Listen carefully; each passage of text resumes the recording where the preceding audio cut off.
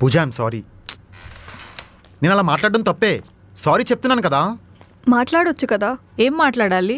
ప్రసాద్ని అవమానించినందుకు thanks చెప్పాలా? వాడప్పుడు తాగున్నాడు. ఎవరు తాగున్నారు? పృథ్వీ. అది పృథ్వీ ప్రాబ్లం, నాది కాదు.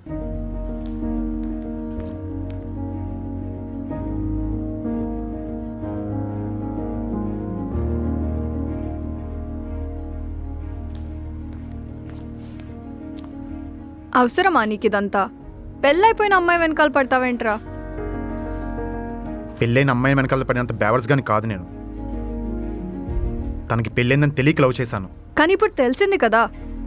సాయిజ, నువ్వు లవ్ చేసిన అబ్బాయికి పెళ్ళైపోతే వెంటనే మర్చిపోతావా? నాకు కూడా టైం పడుతుంది.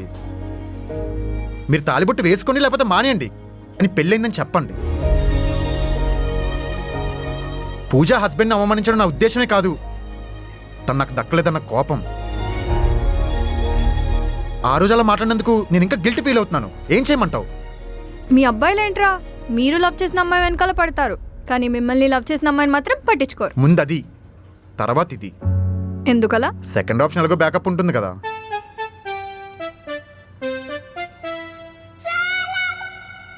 థూ.